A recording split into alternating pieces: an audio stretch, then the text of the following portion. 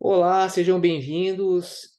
Bem, uma coisa que as pessoas sempre me perguntam quando sabem que eu, além de advogado, sou também programador especializado em tokenização, finanças descentralizadas, é se existe tokenização imobiliária no Brasil.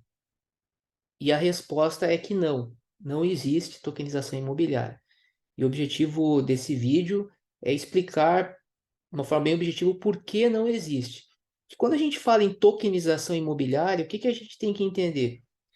Um token, que seria um ativo digital, representando um direito imobiliário.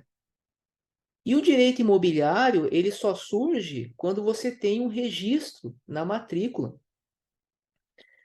Ou seja, eu só posso falar em direito imobiliário daquilo que está efetivamente registrado na matrícula. E aí você pensa, mas não tem projetos de tokenização imobiliária que possuem referências a, por exemplo, smart contracts, a tokens, a NFTs, etc. Bem, isso é muito importante, certo? Não basta você ter alguma referência a um determinado processo de tokenização na matrícula do imóvel, se o tipo de informação que está ali efetivamente averbada não impede que o proprietário efetivo do imóvel possa vender este imóvel para um terceiro, sem autorização do que nós poderíamos chamar de um tokenista. Então, eu só posso dizer que existe um processo de tokenização imobiliária quando o adquirente do token imobiliário de fato adquire um direito imobiliário, ou seja, ele passa a ser proprietário. O fato é que no Brasil nós não temos ainda algum projeto, ao menos que eu tenha conhecimento, que tenha realizado esse tipo de vinculação. Vinculações indiretas, no sentido de que, de repente, esse imóvel pode ser pertencente a uma sociedade de propósito específico, por exemplo, isso não traz qualquer garantia para o adquirente do token, e o que você tem basicamente é um contrato de gaveta na blockchain.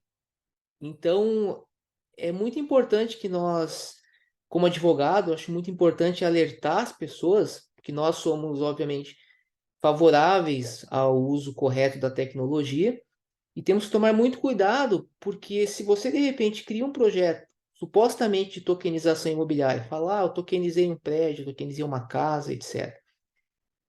E as pessoas compram tokens e de repente elas passam a ter problemas no futuro, como por exemplo a empresa que vendeu aquele token sofre aí um processo, é executada, e você, detentor daquele token, se vê privado do direito que você adquiriu, o que você vai falar da tecnologia? Você vai dizer que a tecnologia não serve para nada, ou seja, então, se você não cria um processo de tokenização imobiliária de acordo com a lei, simplesmente utiliza o token como uma jogada de marketing para dizer que você está apresentando algo novo, isso é algo muito prejudicial ao mercado, especificamente ao mercado de tokenização.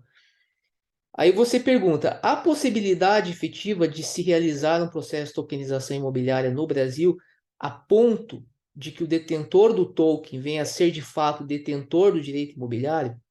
Com toda certeza. A legislação é farta nesse sentido. Só que, como muitas das coisas no direito, não há regra para tudo. É necessário que o advogado tenha capacidade de entender a legislação e, muitas vezes, criar contratos atípicos.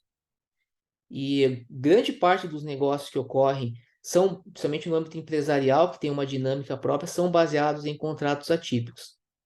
Porém, mesmo na elaboração dessa espécie de contrato, o advogado ele deve ter um conhecimento muito profundo, não apenas sobre a legislação referente à parte de imóveis, mas também sobre a tecnologia que está sendo utilizada ali para a criação desse token imobiliário. Então, fique muito esperto. A pergunta que você deve fazer antes de comprar qualquer token que se diga imobiliário é saber se você de fato é proprietário do imóvel ou da fração do imóvel. É possível comercializar frações de imóvel? Sim. Eu preciso de token para comercializar frações de imóvel? Obviamente que não, né? Nós já temos aí quando uma série de exemplos, desde que existe o direito de propriedade, de frações de imóveis fracionados, da cessão de direitos relativos a frações de imóveis ou de qualquer outros bens do direito, ele permite.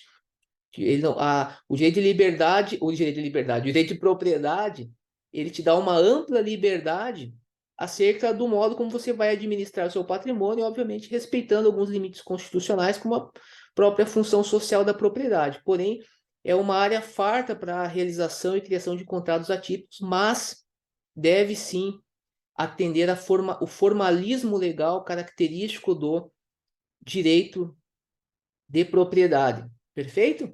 Propriedade imobiliária.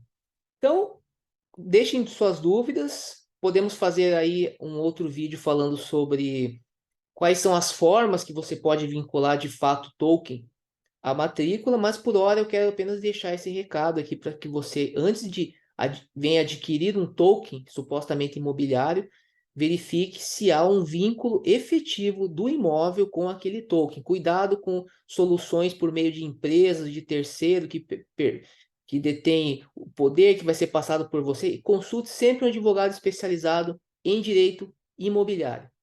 Grande abraço.